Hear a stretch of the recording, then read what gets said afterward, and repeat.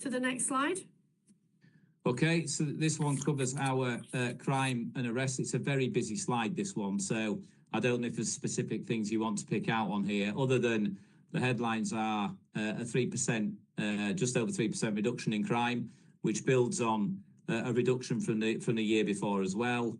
And there's some certain areas in there that were problematic this year, which we did report on. So an increase in robbery, for example, predominantly linked to issues in the York area, use of e-bikes, which we've got on top of now. We've got a specific operation and a plan of how to tackle that, and people will have seen that on social media in terms of how we're doing that.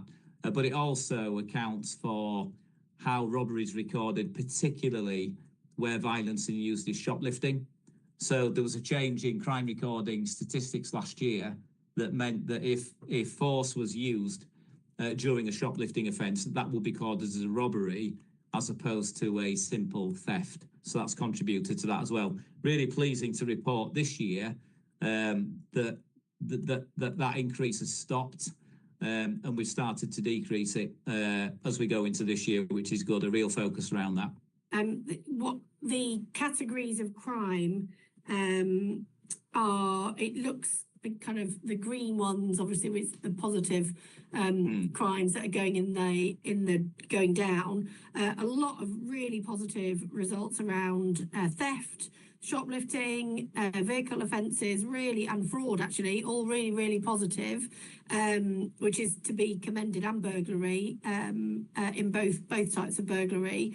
So that's really, really positive. So anything you wanted to say about the story behind all of that? But then, obviously, conversely, the kind of other offence types around drugs, violence, weapons, and sexual offences are actually still going up. So just anything about just those patterns and what that means in terms of how you're making decisions about deployments. Yeah, so I think more broadly, I think we're starting to see the benefits of a more maturing neighbourhood policing model, which is problem solving, real local focus and accountability. In terms of the areas that are increasing, if you look at the possession of weapons, you don't normally find them unless you're looking for them. So that's about being proactive in using your stop search powers properly. Similarly with drugs offences, that's about properly targeted intelligence, drugs dealing, on-street drugs dealing. So that all requires proactivity to drive. So I'd expect to see us increasing that in a way if we're increasing our proactivity and being in the right place at the right time. Sexual offences, this is always a difficult area because it relies on confidence of victims to do so. So in terms of up, down, what's positive, what's not positive, I think that's all contextual when it comes to sexual offences. What matters most to the force is that victims have confidence in reporting it. And when we do get them reported, we offer a really compassionate, responsive level of service to reassure victims and make sure we hold perpetrators to account. I think the Chief Constable wants to come in. Yeah, I was just going to touch on the issue around the violence against the person, which is effectively remained static. One of the things that concerns me around violence is in particular York City Centre, and you'll be aware that we've put more resources into York Central Neighbourhood Policing Team. It is particularly important that we progress the issue of PSPLs with York City Council, and that's taken a lot longer than I would have wanted. So I'm hopeful that when that's been achieved, that will make a difference over the forthcoming summer. I hope that people have noted the theft and shoplifting, all that's incredibly positive and a testimony to the work that the neighbourhood policing teams are doing clearly right across the region, given the numbers and the direction that's all going in. That is really to be commended at a time when we know there is a huge amount of pressure on the police, in neighbourhoods to pick these things up. That's incredibly positive, I think. And I just wanted to acknowledge all the work that sits behind those dropping percentages. We've seen crime outcomes over last year. We continue to improve that. The Home Office and others are still in discussion about how they want to measure this going forward. So if there is a change to that, when that happens, we'll use this meeting to explain some of that in as simple terms as we can. But essentially, there's more improvement to come on here. We've just had a change to our volume crime management model. in force, which should provide much more timely investigation. We have a real focus around quality of investigative plans, and all those things are starting to improve this further. So it's a positive picture. Nationally, we're in a good place. We're a top quartile force for our, when you compare us to the other 43, for our crime outcome rates, and we'll work very hard this year to keep improving that. Can you just take a reflection? The ones that strike me, there's at both ends of the scale, really. So the positive outcomes look to be around the drugs offences. If that's 48.5% positive outcomes, that strikes me, that's nearly 1 in 2, which is pretty positive. And similarly, shoplifting, that feels like a significant change. Actually, it'd be useful to compare it to where we were a year ago, but nearly 40% positive outcomes in terms of the crime outcomes. So I assume that means some kind of arrest, resolution, sentence of some description. But conversely, at the other end, residential burglary and sexual crimes and rape, the numbers are still very small. So just how we compare to other forces, but also just what your reflections are on those extremes. Yeah, so our residential burglary detection rate is not good enough. We've been really clear about that, and there's a plan in place to improve it. That's about essentially the quality of initial investigation, how quickly you identify an offender and how quickly you arrest them, gain the evidence and then charge them. So that is an area of real focus, and we have one of our detective chief inspectors who's leading on an improvement plan across the force to do that, and we are starting to see improvement, which is good. In terms of rape and sexual offences, that looks low, and it's too low. But we weren't an early adopter of the new methodology around the investigation of rape and sexual offences, not because we didn't want to be, just because as part of the national rollout, we were in one of the later tranches, but we are well on with that now. That relies on a whole host of different approaches in terms of getting an officer who's trained to deal with rape when one's reported to see a victim, making sure our investigations are properly supervised in a timely way, making sure particularly victims are supported throughout that investigation with our partners. And we know we have some really valuable partners in this space and commission services through your office that are vital in terms of supporting victims through a very traumatic and difficult experience. So it's a very complex area, and maybe on a future OPM we could talk a little bit more. And this is the workforce slide. I'm not sure how much you want to go into detail here. We know where we are for the rest of this year. I think the key one is the uplift into neighbourhood policing, which underpins our funding. We are on track to achieve that this year. We've recruited an intake of neighbourhood policing officers to support that. And we've also had a recruitment of PCSOs very recently to support the increase in PCSOs that we know that we're putting into neighbourhood policing and that we've spoken about on here before. My only other question was, I think the special constables, am I right in thinking that's gone up from 64 in March to 81? It has. That's incredible in terms of the work that special constables do across the force. I actually met one of the special constables in training on Monday afternoon at York College. I ought to just give her a shout out for the amazing work that she was so enthusiastic about the course that she was doing and the training that she was in the middle of to become a special constable. But if there's just anything you can say about that uplift in numbers and what that kind of will mean for the force.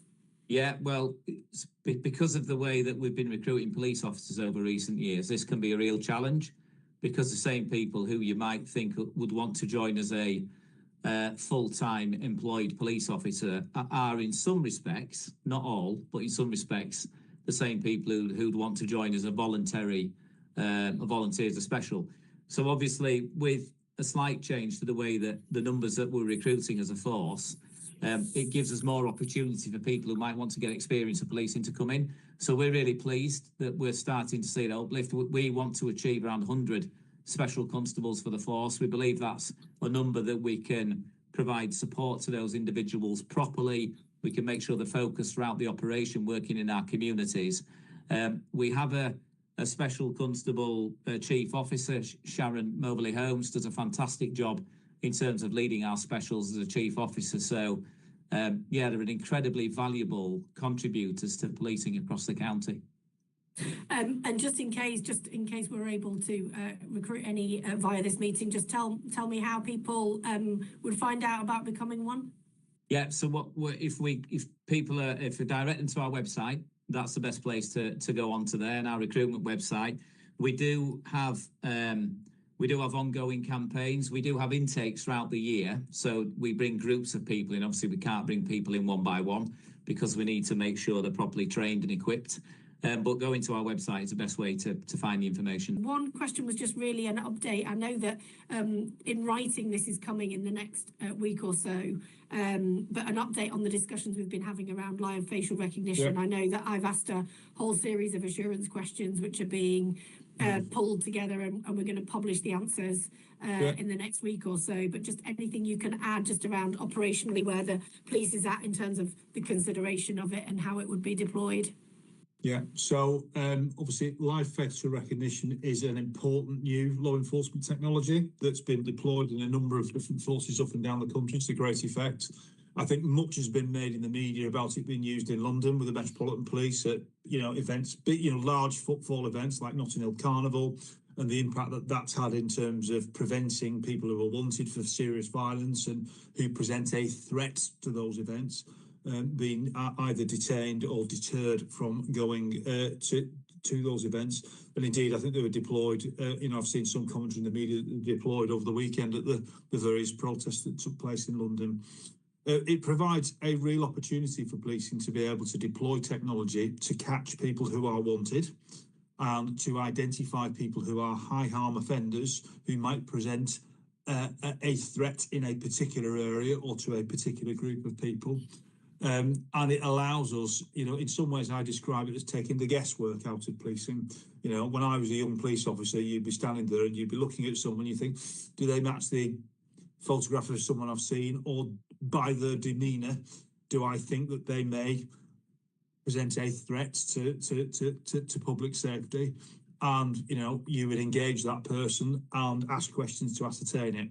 Well, live facial recognition gives you the opportunity to be able to identify people and potentially identify people who are from out of an area that are coming into an area and wouldn't necessarily be known to local intelligence systems. It also means that we can locate wanted people sooner because, one of the successes that North Yorkshire Police's crime reduction has been achieved by, of course, it's down to our neighbourhood policing teams and problem solving and early intervention and everything else. But as I've said, in this forum and other forums, we are dealing with crime quicker. If you deal with crime quicker, you get better justice outcomes for victims, and you can actually control offenders in a more effective way. So live facial recognition gives us the opportunity to be able to arrest offenders in a more timely manner. Now, in the next week or so. Just finally, very briefly, because I know that time is ticking on, just very briefly on Operation Snap. And just how that's working currently, because I know a number of members of the public have been interested in that, how it's working currently and how you anticipate it potentially changing going forwards. So I think Operation Snap is a great concept. Obviously, many members of the public have dash cams in their cars now, and I'm sure I'm not on my own on occasions when you drive. When I'm in my private life and you see someone driving in a manner, you think that's as much as the public would like us to, you can't have a police officer there all the time, everywhere. So when people send in footage of people driving really dangerously, we absolutely welcome that. I think, to be fair, in the past, we've not had enough resources wrapped around this. It is sat within our CJ department with a very small number of people dealing with it.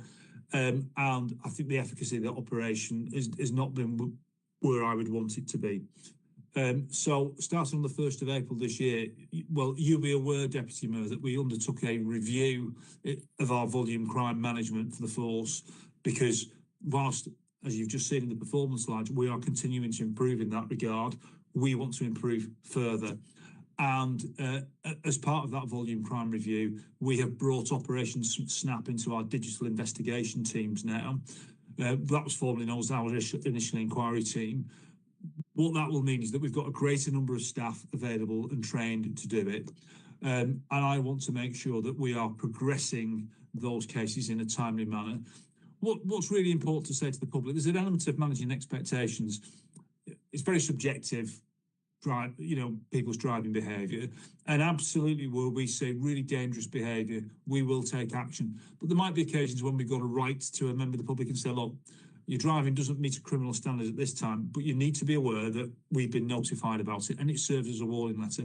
But most importantly, I think that we do need to respond in a more timely manner back to members of the public who take the time to send in footage to us, because we are really grateful. So that's where we are at the moment. I suppose the key points are: one, it's a really good thing. Two, we welcome members of the public sending footage in.